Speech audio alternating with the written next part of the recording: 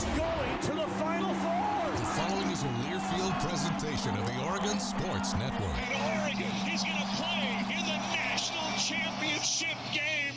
Big Ten champions. Big Ten champs. National champions, yes. Oklahoma City bound the Oregon Ducks. Awesome day to be a Duck, man. Boom inside. Touchdown Oregon. He gets loose. Fires. Hits. Pops the three. Oh, yeah. It's all Oregon. This is Duck Insider. Duck Insider. It's about how to be a group of people that know how to love each other to the absolute fullest. Pleasure, joy to be with them each and every day. And I can't wait for the future. It's just fun to be a part of a community that cares, that is passionate, and when we come together, powerful things can happen. This is Duck Insider on the Oregon Sports Network from Learfield, presented by OnPoint Community Credit Union. People are the point. Now let's go live to the Country Financial Studio to talk Oregon Duck Athletics. Coming up on the first road test of the season, Oregon football at Northwestern. That 9 a.m. start time means a 7 a.m. pregame show for us across the Oregon Sports Network. Today we talked with Jaden Lamar and Jerry Mixon. Those interviews coming for you as part of that 7 a.m. pregame. I want to hear about the awesome breakfast burritos and waffles and potatoes and whatever eggs you're going to have, your pancakes. I want to hear about all of it. The coffee, because we will be right there with you, coming to you live from Evanston when we get ready for Oregon football at Northwestern. It is Game 3, 9 a.m. on Fox, 7 a.m. pregame show for us across the Oregon Sports Network. Dan Lanning in his weekly press conference every Monday night. We always lead off Tuesday's show with that. We'll also talk with Oregon Volleyball head coach Trent Kersten today. The Ducks are 5-0 on the volleyball court. We'll hear from Trent Kersten coming up before the Ducks are back at it this week. Also, Chief Compliance Officer Jody Sykes will be with us. I always love when Jody joins us because I learn something new every time. I think that I've prepared enough questions, and then she mentioned something that leads me to a 5-minute learning session. And there's certainly a lot that's changed around college football. How's that changed Jody's life? She's also the sport administrator for women's golf, for beach volleyball. Some exciting construction going on campus as it relates to beach volleyball. We'll talk about that with Jody Sykes coming up. Tomorrow's program will also feature our conversation with Tracy Joyner, Oregon soccer head coach, because while Oregon football begins Big Ten play on the road, so does Oregon soccer against UCLA this weekend. We'll talk with Tracy Joyner coming up on the show tomorrow, and a whole lot more to cover with some Oregon football student athletes meeting with the media here today and tomorrow as well. Every time we talk with Coach Lanning, it's brought to you by the William Valley Cancer Institute and Research Center, better cancer care close to home. Let's hear from the head coach, his thoughts heading into Big Ten play at Northwestern. Coach Lanning at the podium. Recap from the game this past weekend. A lot of positives on really all three phases of our team. Thought they performed really well after evaluating the film. Certainly some opportunities to grow, but good opportunity to get ready for this next opponent, right? Traveling, road game, a little bit different setting, environment. A place that people won't get to be playing football games very often for much longer when they get their stadium done. And Northwestern does a good job. They're well coached. You see a team that presents some issues that will be a fun challenge for us. But ultimately excited to get to go travel and see how our team performs, not at a home venue with our awesome crowd. To be your first 9 a.m. body clock game, how does that change things for you guys as far as practice or schedule, just logistics? We're a morning practice team, so not a lot. That's what I told the guys this morning when we were about to go out to practice. I said, this is about the same time we'll be playing, fellas. So our bodies are used to it, right? It's something that we can do that's a little bit different, and we're looking forward to that opportunity. Similar to that, when was the last time you coached in a stadium that had 12,000 people in it, and kind of complications for what that's going to be like? Yeah, again, it doesn't affect the size. I think the field's still going to be the same size, right? Also, that's what you focus on, right? It's definitely a different environment, but I've coached in some of those, right? I've coached high school football. I've coached FCS football. I've played NAI football, right? So I've been in some of those environments, and if you love football, you want to play your best regardless of what the crowd looks like or what the setting is. So it'll be a fun experience for our players. They don't get to do that very often. 5 pre-snap penalties is certainly a rarity for you guys at home. Was there anything, looking back at it, that was behind that, and what did the accountability for that look like the last couple of days? Yeah, we'll get it fixed. Well, it was clear what we can coach better and what we can execute better, but we'll get that fixed.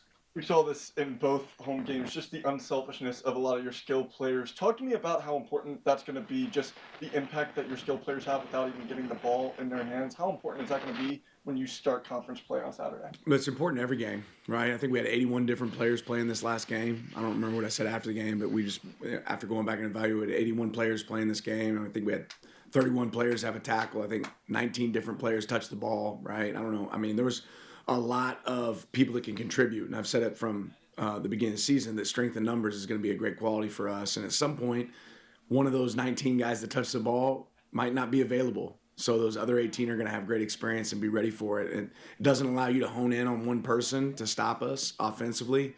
It doesn't allow you to hone in on one person on defense to stop us defensively. So I think that's really important when you have, I've always said it, if we have enough above-the-line players, we'll play several above-the-line players, and we have that right now.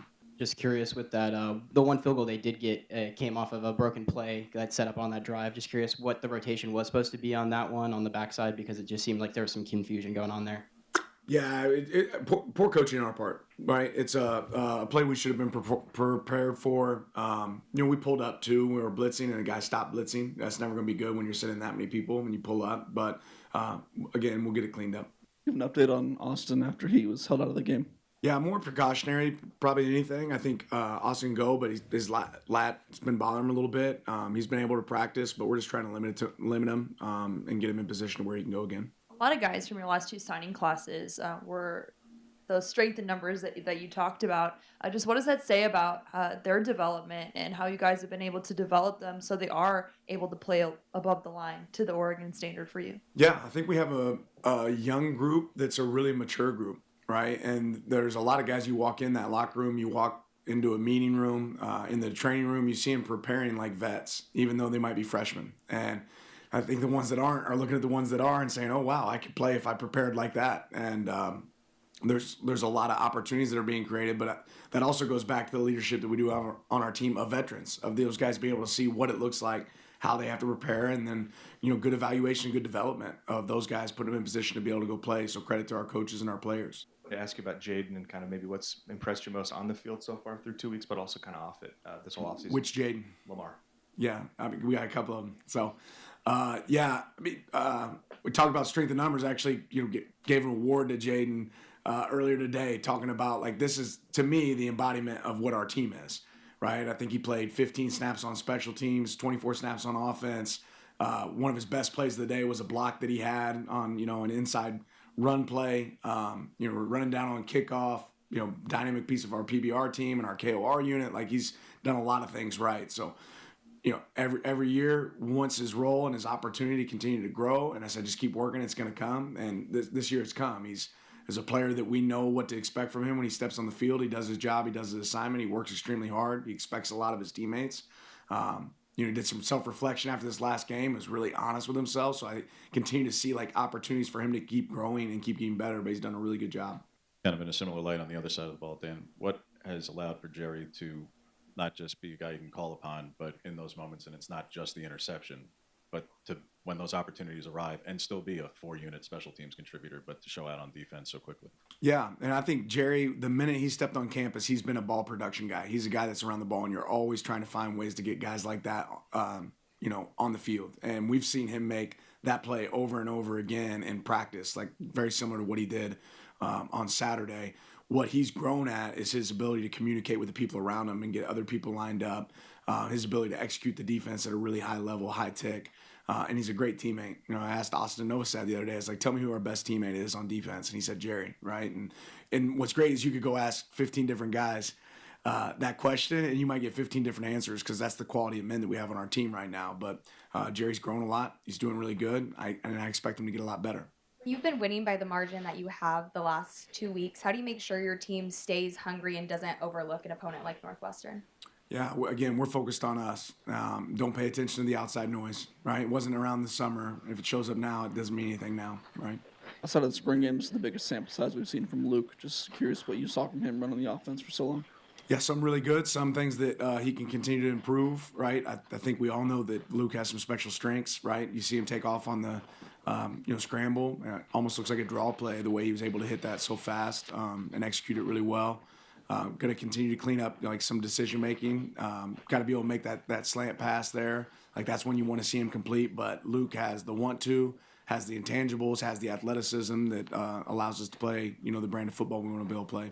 Deep shot that Dante hit to Decore, and he said after the game that it wasn't a design rollout, but when he saw the blitz coming from the right side, he felt like he needed to get out of the pocket. What does it say about his comfort level in the offense where he can turn his back to the line of scrimmage, and when he comes back around, he knows his guys are going to be out there and they're going to be open? Yeah, great. I wish you would have just redirected the protection to start with, right? But unbelievable block by Noah, right? And really great play by Dante. But that's, again, another moment that we thought, okay, let's walk away from it. Everybody sees that play, and they see an unbelievable play by Dante, unbelievable play by the offensive line, unbelievable play by Decorian and Noah, and there's a lot of people that were part of that play. And we see that play, and we say, man, I wish we could have redirected our protection here, right? And it would have made it even easier to execute, but they did a great job of being able to execute, and that's a great example of you can't always replicate everything you're going to see in a game, in practice. It's a little bit different look than we had seen, and when it hit, we did a good job of executing because it's a little bit different on game day. You mentioned post-game that it might be tough to sort of measure how dominant the offense has been the past 2 weeks, given just the opponents that you played, wanting to find somebody that sort of matched you guys well. Do you think with all the elements going into this Saturday road game, conference game, that Northwestern will give you a better understanding of how dominant this offense can perform? I kind of grade ourselves a little bit different. So in the first game, I think we graded out 73% of guys doing their job, executing at a high rate. We expect that to be higher than that. This past game, we were at 72%, so we actually went the wrong direction there. So for us, it's going to be about, again, we play with unbelievable effort. I think that's really clear on film, but it's about executing and doing the right job as well. So hopefully we can walk away from this game and say that we improved in that category. Heading into conference play, defending Big Ten champions, you're going to naturally have a target on your back. How have you attacked that in preparation for this week, knowing that from here on out in conference play, you do have that target on your back, and everyone's out to claim the title? Yeah, ultimately we expect everyone's best, and that's really what we want because that's how we'll get our best. We talk about like diminishing returns or not. Like part of being able to be the best version of you is it takes a challenge, right? And you want a challenge from the teams that you get to play. Otherwise, you're going to lose some of that skill level because it's not required. So playing again to our standard, what we want to look like is really, really important. And getting people's best is going to be a great example of what it takes for us to become our best. Going to ask about maybe an update on progress for Evan Stewart, and if you're still optimistic he'll play. Yeah, I'm not going to hop into injuries, right? I know you guys asked about Austin already, but there's some guys that weren't available last week that I think will be available this week. It's not right now for Evan. You've been able to play more guys the first 2 weeks than you have travel spots this week. Just are you planning to travel all 7 running backs specifically? Yeah, I am. With Dante, this is the first year that you haven't been pairing a new quarterback and a new offensive coordinator, just in the terms that he got to work in Coach Stein's offense last year in practice every day. How much have you seen that show up for him early so far? Say the question again. This is the first year you're not pairing a new quarterback and coordinator. Kenny working with Bo for the first time, and then Will working with Bo, and then Will with just have the opportunity to have continuity. Practice every day last year. Yeah, it's certainly a benefit. Like really with our entire coaching staff, the fact that we got a lot of guys back. Obviously there's turnover at wideout with Coach Douglas, and he's done a really good job. But continuity helps. You mentioned 73%, 72%. What's your goal number? Like, are you aiming for 100%? Is that your standard? That sounds good. No, I mean, there isn't like an established, like we have to do this, but obviously the higher the number is, the better. Punted for the first time on Saturday this season, and it was James. Can you talk to us about what went into that decision and kind of how you thought he performed? Yeah, I was just worried that if we didn't punt, we'd probably lose a punter to the portal. So I wanted to make sure we got an opportunity. No, he's done a good job. And Ross had an unbelievable fall camp. Did a really good job. We had good competition. Ultimately from both those guys, I think they both made each other better. But he's done a good job. He's earned that spot, and I think he went and executed there to be able to pin it inside the 10 and have good kicks to help us out. I wanted to get your thoughts on Preston Stone, just what you've seen both in his 2-game sample here and previously during his time at SMU. Yeah, I think this very capable.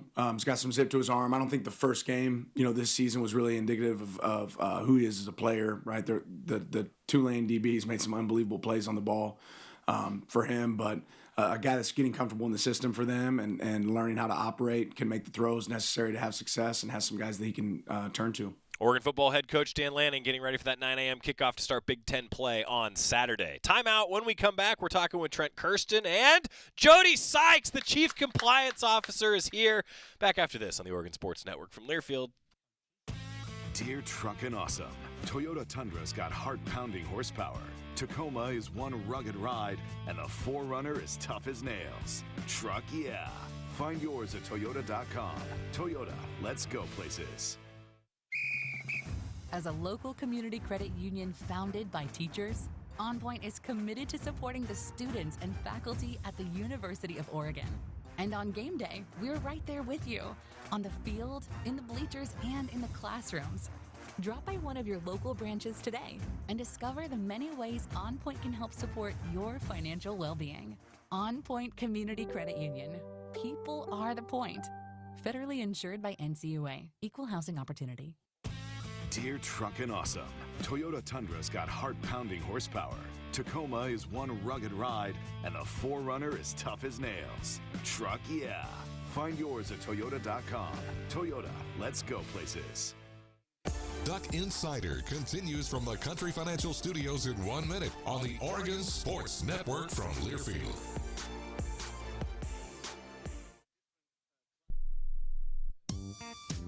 When I smoke weed, I get lost in the music. I like to isolate each instrument. The rhythmic bass, the harmonies on the piano, the sticky melody. Hey, careful, babe. There's someone crossing the street. Sorry, I didn't see him there. If you feel different, you drive different. Don't drive high. It's dangerous and illegal everywhere. A message from NHTSA and the Ad Council. Hey, Dad, how do airplanes fly? What's in this box? Is this tree good for climbing? How are babies made? What does this thing do? Kids are curious about everything, including guns. Talking to them about gun safety in your home is a good first step, but you can do more. Always keep your guns locked, unloaded, and stored separately from ammunition. Safe gun storage saves lives. Learn how to make your home safer at endfamilyfire.org. That's endfamilyfire.org. Brought to you by End Family Fire, Brady, and the Ad Council.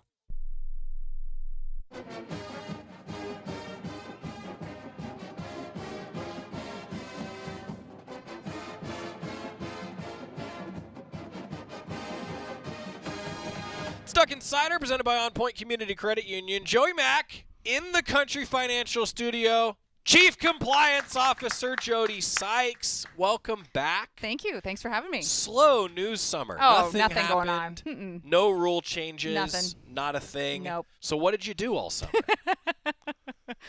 In case y'all didn't pick up on the sarcasm coming from me, there were a bunch of rule changes, and I was literally living here all summer. No, I'm just kidding. Yeah. No, it was good. I did. I actually played some golf this summer. And, yeah. What'd you shoot? No, don't ask. Okay.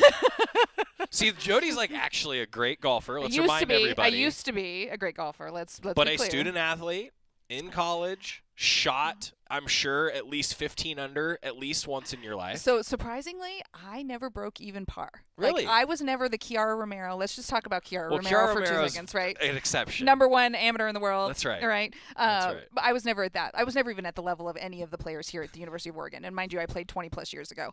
But having said that, you know, I enjoyed my time. I played some great golf courses. I got to do some really, really fun stuff. Yeah. But I never broke even par. And on an individual 9-hole, I was under. Okay. But as an 18-hole round, my best round ever was even par. Okay, well then I have an admission, and I'm really glad that we get to talk about this today. I was meaning to tell you this, and I thought, well, I'll just tell you on the air. Sure. We once had a conversation about if mini golf is a great way to introduce young people to golf. Right. And I don't know if you remember this conversation I do not, from but keep years going. ago. But basically, it was like, yeah, sure, any golf is good, right? And exposure. Took my son mini golfing for his 3rd birthday. And he will tell you he won. Okay. Right. I mean, of course. he won. He's 3 years old. Of course he won. So that's what has to Yeah. happen. But I got to tell you, I mean, I was really proud of myself to shoot par that day. Right? I was really proud to I still had the short game, Jody. That's all I ever have had is the short game. Gosh. But it well, was that great. was the first part for me that disappeared because for me, Really? I needed to practice and I needed regular repetition and to actually be good, right? The other stuff kind of just stayed where it was and I can adjust. But the repetition on the short game is what I needed. But yes, mini golf is still golf. I got to ask then, as somebody who is decent in short game from playing a lot of putt-putt growing up, if I'm being honest, why is it, Jody, and I've asked people that are much better at golf than me this question, why is it that I'm better with an iron than I am with a wood or a driver? 99% of the time it's the length of the club. You have less club to control, so when you're taking the club back up to the top and you have to control it at the top and get it back down to where it's supposed to be, with an iron it's typically shorter and it's got more loft, so it's more forgiving. Your hybrids and your woods and your drivers are much longer, much more to control up here. A longer club that has to come back just down at the exactly right angle. And most drivers are 10 degrees, 12 degrees maybe, right? Your 7-iron is a significantly higher loft. Your wedges are in the 50s, right? 50-degree loft. So typically that's the answer. Not always, but typically it's about a control and being able to control the swing. I always have felt that the iron is closer to a baseball bat. True. In length, which it's is true. Probably why it feels better. Absolutely. Yeah. Derek Bradley, you agree with our assessment here? I hope he does. Get us on here, buddy. I've asked Coach Martin, and Coach Martin too was like, maybe you're just not very good. And I was like, yes, that's true. That's true, but. Yeah, so see, this is why we have Jody on. We didn't even get to any compliance. We got to talk a little women's golf first. Hey, you mentioned it. Kiara Romero. Love it, yeah. I mean, what an amazing run for Kiara Romero. So as a golf fan that you are, so Jody is the sport administrator for the Oregon women's golf team. Put it in perspective what she's doing at the age she's doing it for fans. Yeah. I mean, what Kiara's doing right now is completely foreign to me as well, just because she is so good. Yeah. Like her swing and her course preparation and everything that she does is just, it's fun to watch. It's not something that you're going to see very often in your lifetime, especially for me. Just her consistency, the opportunity she had to play in 2 LPGA events this year, in addition to the U.S. Women's Open, just, the experience that she's getting before she even turns pro. Like, this is going to carry her as far as she wants to take it in the world of women's golf. And it's truly a fun thing to watch. It's so amazing, too, to just see the national attention, right, that comes with playing in the types of tournaments that she's played in. And anyway, here we are. And also, women's golf season really is year-round. Absolutely. Right? They're underway in Minneapolis right now. Yeah, they're all over the place. They are. Now, I was curious, because I've had this conversation with Coach Radley, too. As the sport administrator, 1 year through the Big Ten, did anything change? Like, because I know the travel wasn't all that different in golf, right? Yeah, when we were talking about the transition to the Big Ten and we were talking about the impact it would have on all of our sports, that was one of golf's, both men and women, were one of the two of the sports that really were not super impacted. The only thing that changed for the women's golf team is because they designed their schedule based on tournaments that they want to play in, what they can get into, where they want to go. Maybe it's to see a regional course that they'll play for NCAAs, whatever that might be. But they set their own schedule. There's no home and away. Right. There's no you have to play so many teams in your conference kind of thing. The only thing that changed was the actual Big Ten tournament, which this past year was in Maryland, but this coming year it's going to be in LA. Right. And the men, I can't remember where the men went last year, but this year they're up at Pumpkin Ridge here in Oregon. So it's a give and take of the whole thing for the men's and women's golf team, but the actual transition to the Big Ten for men's and women's golf was not big. And it went pretty well. Yeah, just the first year. Kind of won a title. One of the 8 yes, championships. It was. And the individual champion in Kiara Romero. Which is pretty amazing, just to put it in perspective. You go to a new conference and definitely some new golf courses. For sure. Right? For sure. To get to know. That was fun to see. What's on the horizon then for women's golf? How many trips do you get to make this year? Yeah, so the good thing is Coach Chrissy Carmen is back. She has had a beautiful baby girl named Winnie, and she is back in the mix. And so I get to go back to more of just the sport administrator role. I'm actually just going to go with them one time this fall. I'm actually going to go to Northwestern with the football team this week and then stay in Chicago for the Stevens Cup that's coming up for them next week. And they have 4 tournaments this fall, and then they have, I think it's 6 or so that are in the spring before we head to Big Tens. I'll travel with them. I think I'm going to try to go to Houston maybe, and then we host a tournament down in Napa still, so I'll go and help run that. Tournament. It's a good tournament. Yeah, it works well for us, and then Big Tens and NCAAs and beyond. So less travel, which is a good thing for me and the rest of my schedule, but it was super fun this past spring being able to travel, learn that kind of side of that, see that side of it again that I knew from before, but at a different structure, and fill in for Coach Carmen, which is a hard thing to do. Yeah, so to remind fans, we had Coach Sykes, at least interim. Sort of. Right? More Sort Operations of. Sykes. But Operations Sykes. We call those the Dobos. Yes. Director of Operations. Yes. Well done. Thank you. Yeah, well and kudos also to Kalia Romero, who is Kiara's older sister. Kalia slid right in as the coach on the field, on the course, and actually doing the coaching. Phenomenal. I mean, part of the reason we had the success that we did was because Kalia was in that on the course coaching role. So kudos to her. I have to find a professional reason to go to 2 golf tournaments. 1, the men routinely play at Pasatiempo, which is right near where I grew up. And then 2, I've never gone to the hosted Oregon Women's Golf Tournament in Napa. So if you ever find a reason for me to be there, you just say the word and I'm we'll work that out. You like wine? Well, that's a reason. That's right? a reason, but it was more just I've never it's funny, the only golf tournaments that I have been able to attend based on the broadcast schedule or whatever have been when they're here at Eugene Country Club or another course in the area, Emerald Valley. And then actually it just worked out. The Women's Golf Championship happened to be in Arizona when the Pac-12 baseball tournament was in Arizona. That's right. That was an amazing experience. That was great. Like, just to be able to walk the course. And I got to see Jody in her element, everybody. Let me tell you. It was fun. It was. And it was 110 degrees. It was plenty hot. It was plenty hot. Plenty hot. Yeah. Also, the sport administrator for beach volleyball. Some exciting stuff happening for beach volleyball. Getting to know a new coaching staff. Got to have them in the studio here. Also, some construction going on. Let's start with the coaching staff. Okay, yeah, great. So Coach Kersten Cold was hired in June, and then he hired 2 assistants, Danny Woodley and Brooke Blutrick. Brooke is going to be our volunteer coach for the program. The last name should sound familiar. You can put it all together with our track program in case you haven't already done that. There you go. But super, super excited for this coaching staff to be here. They just have a ton of passion and enthusiasm.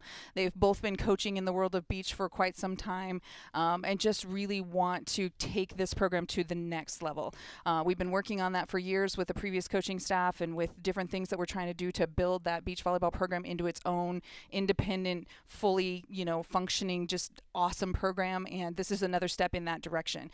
Getting these coaches, getting their enthusiasm, getting their focus on this, adding scholarships for the sport, and the facilities that we're going to talk about are all steps in that direction. But super excited for coaches to have moved up here, their partners to have moved up here, spouses, and just to be a part of this Eugene community. They're already out there meeting folks.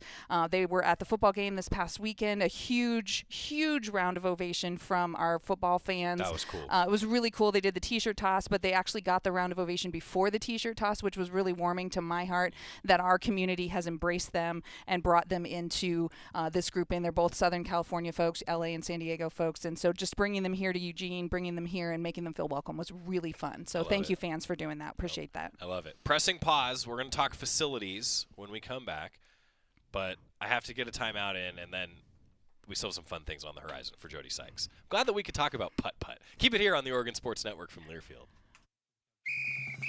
As a local community credit union founded by teachers, OnPoint is committed to supporting the students and faculty at the University of Oregon. And on game day, we're right there with you, on the field, in the bleachers, and in the classrooms. Drop by one of your local branches today and discover the many ways OnPoint can help support your financial well-being. OnPoint Community Credit Union. People are the point. Federally insured by NCUA. Equal housing opportunity. When life blindsides you with an injury, you need a team that's tough. For over 30 years, Morgan & Morgan has been fighting for the people. This season, we're proud to partner with Oregon Athletics. Because whether it's on the field or in the courtroom, we're both determined to do what it takes to win. Morgan & Morgan, proud partner of Oregon Athletics. Injured? Dial pound law. Morgan & Morgan, 10150 Southwest 6th Avenue, Portland. Prior results do not outcome. More Duck Insider from the Country Financial Studios after this on the Oregon Sports Network from Learfield. You wanted to be cool. which led you to smoking, which led to a pack a day. Then you met that special someone, which led to starting a life with them, which led to wanting to live longer, which led to quitting. Then you heard you may be at risk for lung cancer, which led you to getting a low-dose CT scan. If you smoked, get scanned. Talk to your doctor and learn more at savedbythescan.org. Brought to you by the American Lung Association and the Ad Council. When your car is making a strange noise, no matter what it is, you can't just pretend it's not happening. That's an interesting sound. It's like your mental health. If you're struggling and feeling overwhelmed, it's important to do something about it. It can be as simple as talking to someone or just taking a deep, calming breath to ground yourself. Because once you start to address the problem, you can go so much further. The Huntsman Mental Health Institute and the Ad Council have resources available for you at loveyourmindtoday.org. I'm coming home to the place that I remember, back to the land of my first love. Would you spread wide arms for this wayward son? I left my heart. We're back in the Country Financial Studio, checking in on the comments here on Duck Insider presented by OnPoint Community Credit Union. Here's the important one, Jody. Has Oregon played a 9 a.m. Big Ten game before? Ooh. The answer to that is no for Okay. football. However, I will counter this by saying I have seen many a golf team tee off at 7 a.m. Pacific time. In the national championship, we tee off at 6:45 a.m. on certain days. So yes, there are teams that play that early in the morning in on Pacific time. Yeah, it's a thing. It is. I mean, the world is a lot smaller in a lot of ways, right? And as a result, time zones are irrelevant. You just got to fit everything in. You just get there, adjust, and keep going. That's right. That's what the Ducks will be doing. Chief Compliance Officer Jody Sykes joining us. We're talking about facilities for beach volleyball, which has been a focus the last few years. And now, if you walk around the University of Oregon campus right across from Hayward Field, you're going to see some big construction fences around Hamilton Hall. As part of that construction project, there will be a new home for Oregon Beach Volleyball. It's so cool. So exciting. Yeah. So exciting. And I think the fans know this, but we have been trying to find a place to build courts for our beach volleyball program for, I think we're going on 7-ish years now. It's pre-COVID, I can tell you that for sure. And we actually got with campus and we were able to work with campus and find space as part of this Hamilton project maybe 4-ish years or so ago. So we've actually known that this is going to be, coming for a while. And then as many of you know, there was a problem with a couple of the dorms and some structural issues, and so they couldn't put students in those dorms. And that resulted in Hamilton Hall not being able to come down in the time frame that we had originally hoped for. But as you can see by the fences, and there's banners on the fences that say future home of Oregon Beach Volleyball. Super excited. You can see the construction is happening. They're cleaning out all of the dorms, things that are reusable, things that can be recycled, that kind of stuff.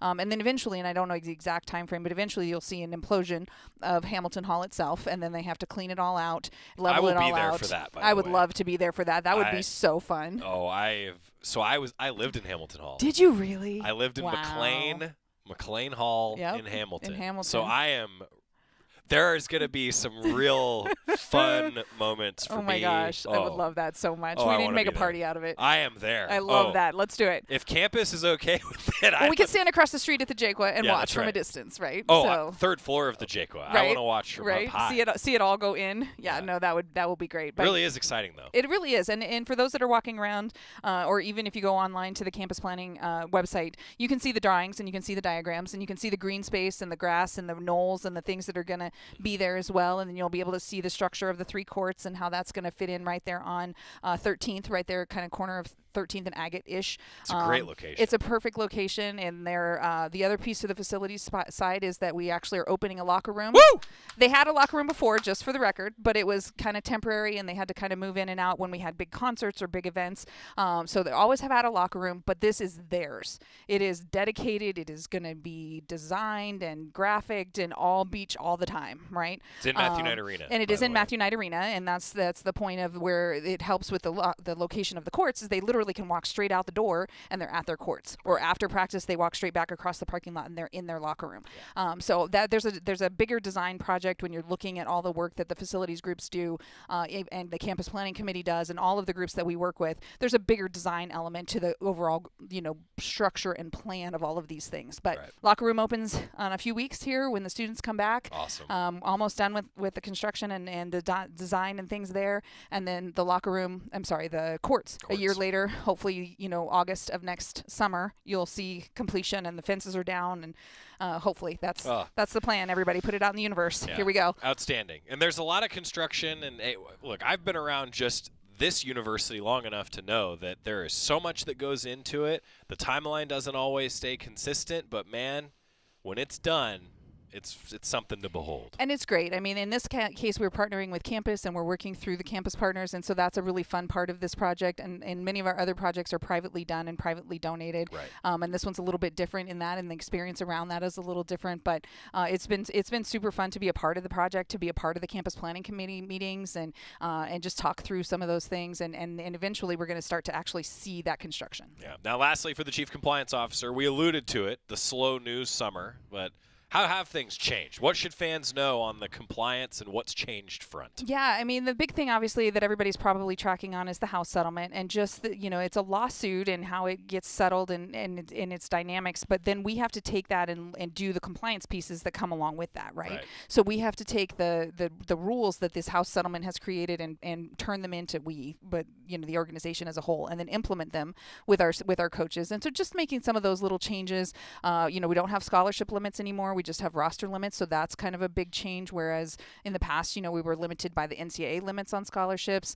We've got some other little changes in how we count things and who can be on the team and how many people you can trade in and out. So just those kinds of things are really busy. Just really getting our heads around it. I mean, there's a lot. And Me too. Right? And just, we need to do that. Oh, okay, so what about this question? And I mean, we have phone calls every week still just to be like, okay, this is the scenario. What are we doing with this? And because it involves a lawsuit, it takes a little longer sometimes to get those answers. But we're doing the best that we can on the house settlement side. And then, of course, you've always got, the same other normal, transfer portal and welcome back rules and all of those things. And then now we also have this new governance structure with the NCAA that's taken up a little bit of our summer learning.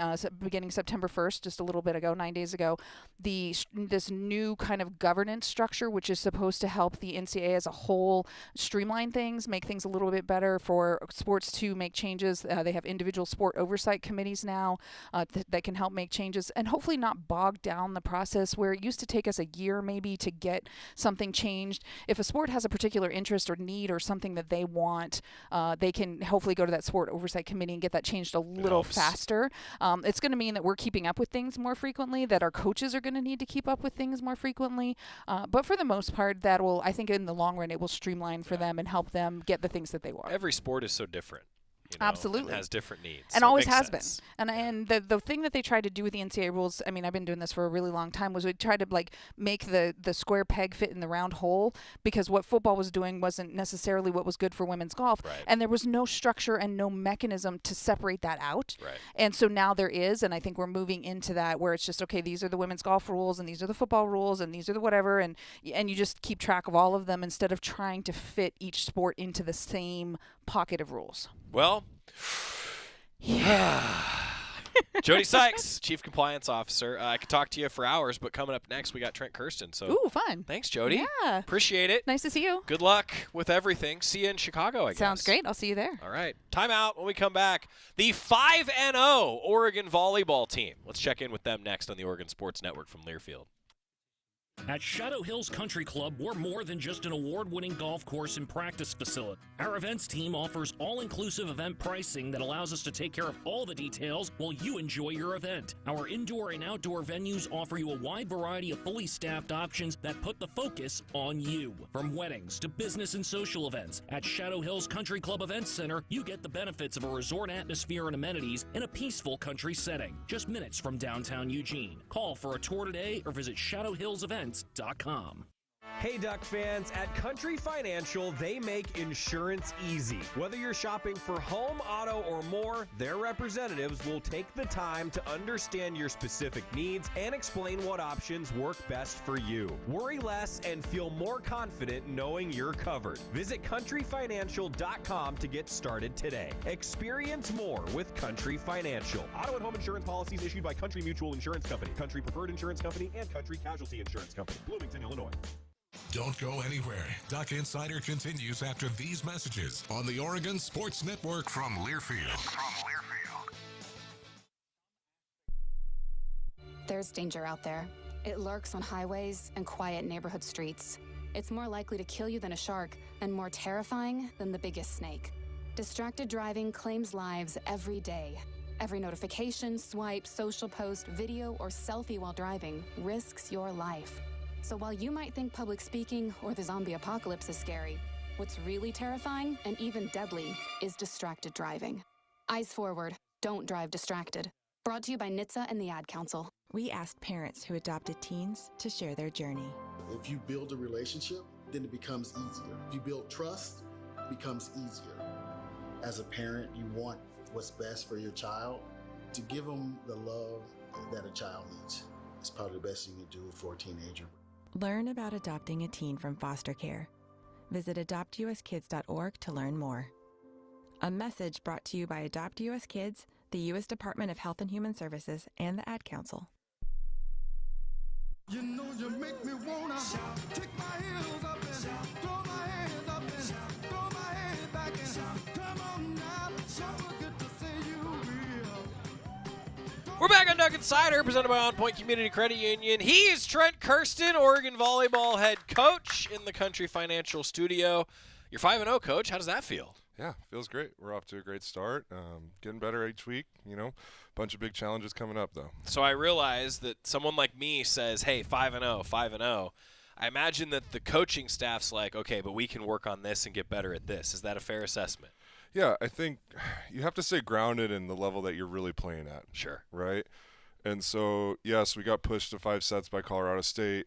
There's some things that we need to address. Like, I think we were up 2-0, right? And so, we could have been a lot sharper in sets 3 and 4, including some decisions by me. Like, I put Sophia Myers into the libero position in set 3, which didn't allow us to make a sub, in that set, which might have helped us. And so we're continuing to learn about this group. We're continuing to try and figure out how do we bring out each other's best, That being said, we're playing at an okay level of volleyball right now. We're coming up with some wins in a bunch of different ways, which was kind of one of the things that we talked about. We have to create a list of things that we can rely on down the road of finding ways to win. Well, I have a couple things on that Colorado State matchup that I wanted to ask you. I do feel like, though, Coach, a lesser team folds after going and getting to the 5th set, right? Yeah. But your team didn't do that. What was the mentality of the team in the 5th set there? We were pretty stellar in the 5th. Yeah. We came out and we were rolling. We were ready to rise to that moment. We switched the lineup a little bit. We switched into a 5-1 with Cora. And something that we've been training a little bit but hadn't spent a ton of time on, but it just was the right move at that point in the match. And I thought the team just did a great job. I think we had 13 kills in that set, which is a lot. You're going to win pretty much every 5th set if you're getting 13 kills. Yeah, I mean, to put that in perspective for fans too, that's a rotation change for subbing. There's a lot that changes when you make a shift like that. Yeah. How proud were you in that moment to have that level of execution? Stoked, because you make that move as a coach and you're not really sure if it's right. You haven't spent a ton of time on it in the training gym. Right. And definitely haven't spent any time in it so far this year as far as in a competitive environment. Right. And so we had people middles were going to sub because that's traditionally where they go instead of just going in and out for the libero. Right. We had a bunch of stuff that to navigate. We had a serve sub that didn't happen when we were at 14. We were at actually match point. I had to call a timeout at 14-9, I think, something like that. And so it was choppy. It wasn't perfect, but our execution during the point was pretty stellar. Yes. Are there benefits to getting pushed to 5 sets? I say that after the fact. It's easier to talk about it after a win. Are there benefits for the coaching staff? Yeah, I think so. I think it's a completely different style of coaching in that fifth set. All of a sudden, you're not in threat or in danger of running out of subs, right? Because you're probably only playing 15 or so points, and you can DS a little bit more. You can have serving subs, and so again, but it wasn't just a change from us going to a 6-2. It was also going into a 5-1 and navigating all those decisions in about a 3-minute window that you've got to decide this. And so I know our staff will be more and more ready for some of those moments, and our team did a great job of handling it. But we've talked an awful lot about, for various reasons, your team being difficult to scout. This feels like another one of those things to add to the list, like you're talking about. I can't imagine. I think we've been in a different lineup almost every other match at this point, and we've flipped some people within our 6-2, which changes our distribution in each rotation, and some things like that, and then finish in a 5-1 against Colorado State in the fifth set. And so we've been working on a lot of this stuff, and we're still trying to figure out, like, how do we complement each other best, specifically on the defensive side of the ball, right? And I thought that was the big positive from Colorado State is I thought it was our best defensive performance, specifically in sets 1, 2, and 5. I thought it was pretty stellar. Yeah. I'm curious, like, pros and cons with this much of a rotation ability to shift. Like, I don't know. Like, do you want to settle in? Do you like being able – pros and cons, I guess. Yeah. I would like to settle in. I would like to get people in a rhythm and give them some space to, have an off night. I think the hard thing is like we have a few really great players in each positional group. No kidding. Right? And so how are you fair to the people that are getting like the starting nod, and also fair to the people that are kind of waiting their turn and chomping at the bit to get an opportunity in a match? Like, man, if you guys have an answer for that question, please let me know. I get it, Coach. I get it. No, I get it. I'm fascinated by like the scouting aspect, but then to your point, like, your team must feel so competitive throughout practice right now still. I mean, I know you're 5-0 and like all these things, but shoot, I mean, there's so much competition still with the amount your lineup can change, I'd bet. Yeah. I think one of the things our team said at the very beginning was we want our gym to be competitive. And so we're trying to bring it every day, regardless how we're feeling, regardless we're super sore from lift, we're trying to bring it. And if they're not going to bring it, then our coaching staff is going to bring it. Like, and Lauren Page probably hit 700 in practice today.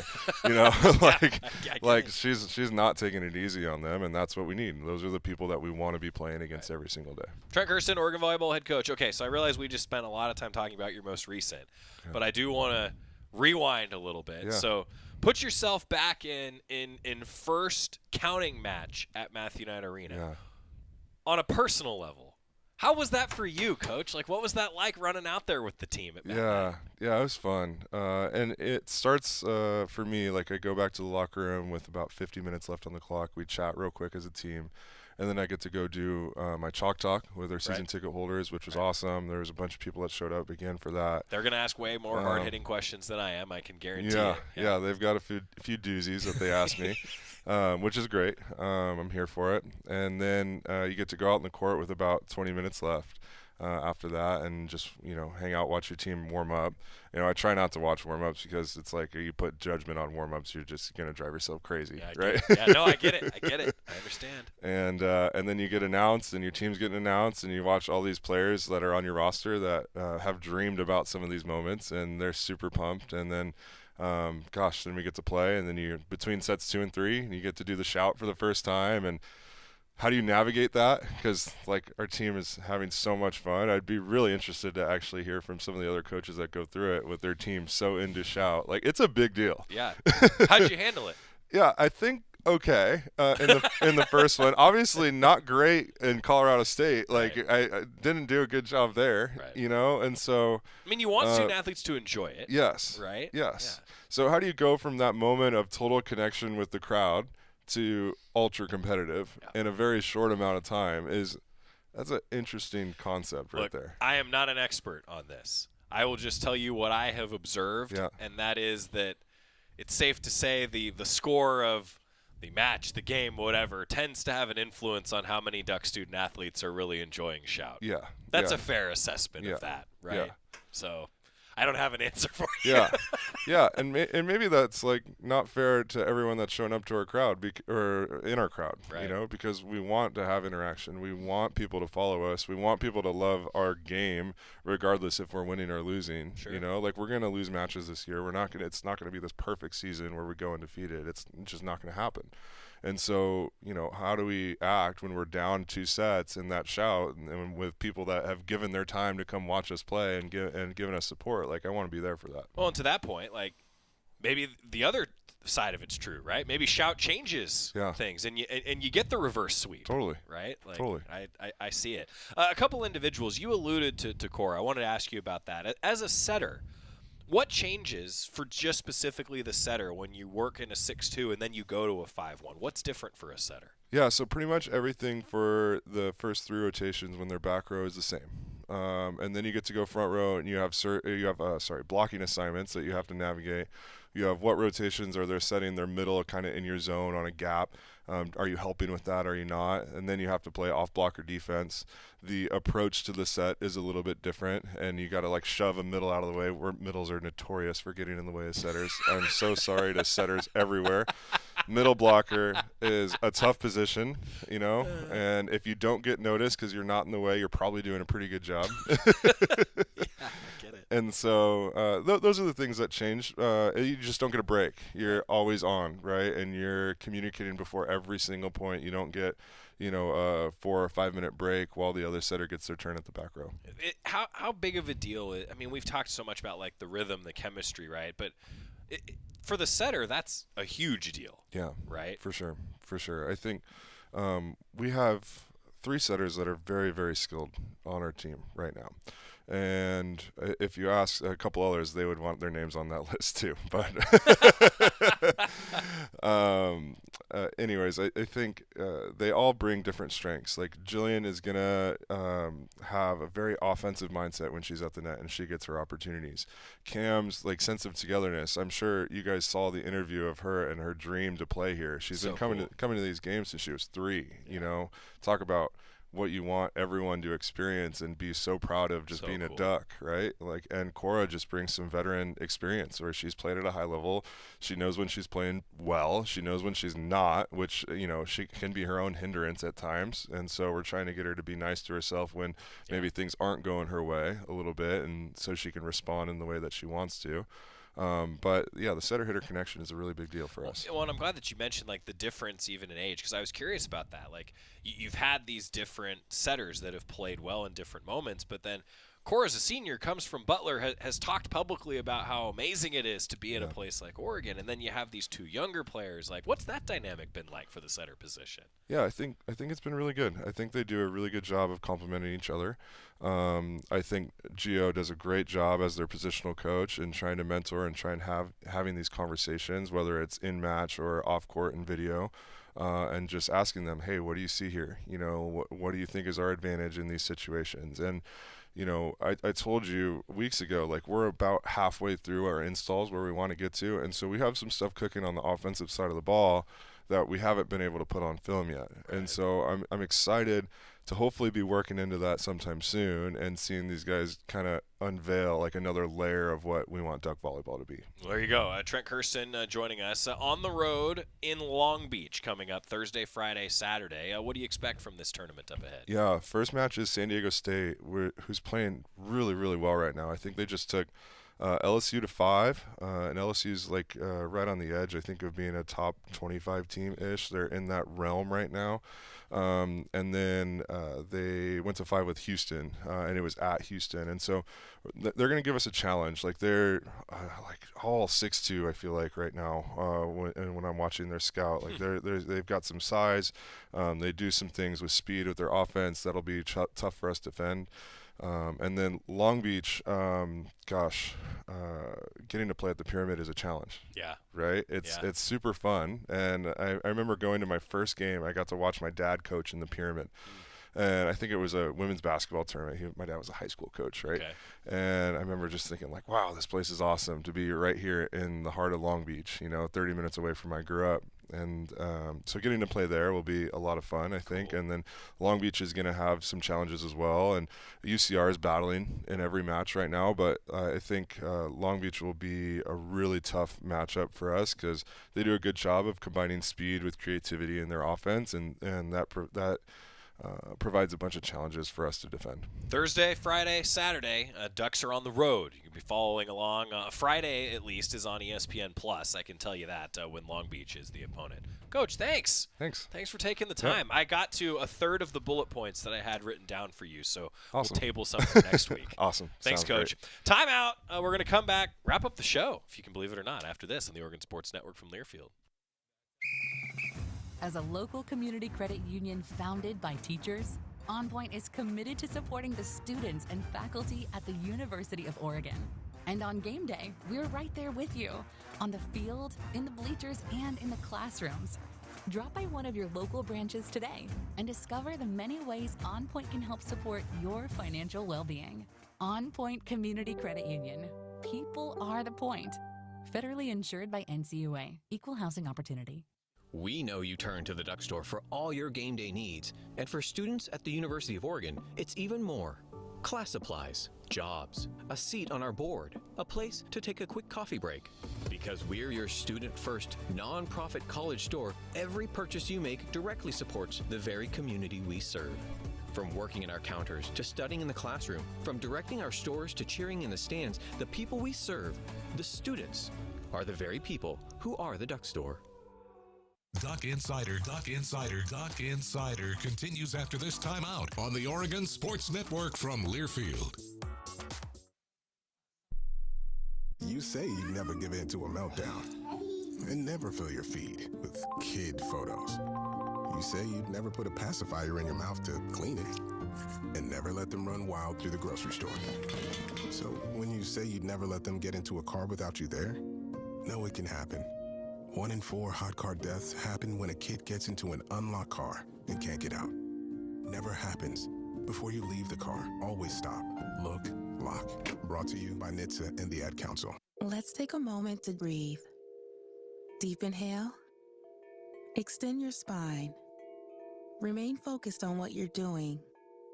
If safe to do so, exhale slowly, leaning to one side. Inhale back to center. If safe to do so, exhale slowly to the opposite side.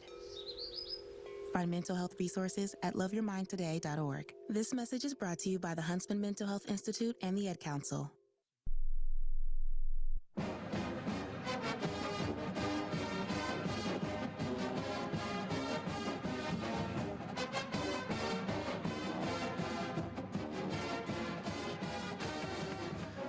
Duck Insider, presented by OnPoint Community Credit Union. Joey Mack here in the Country Financial Studio wrapping things up for today. Tomorrow on the Oregon Football Coaches Show, offensive coordinator Will Stein and starting center Iapani Pancho Lalaulu. I look forward to going more in depth on Pancho's future as a wrestler. I'm not kidding you. Learn the name of the origin, I should say, of the Pancho name. It'll be a fun conversation with Pancho coming up here tomorrow night. A number of Oregon football student-athletes met with the media today. We'll have all of those interviews for you on tomorrow's edition of Duck Insider, as well as our chat with Tracy Joyner. I mentioned they're going to UCLA to start the Big Ten season. Oregon soccer is. That's all on the horizon. A squad that admittedly has had to retool the lineup a little bit with some injuries. We'll talk with Tracy Joyner about that coming up tomorrow.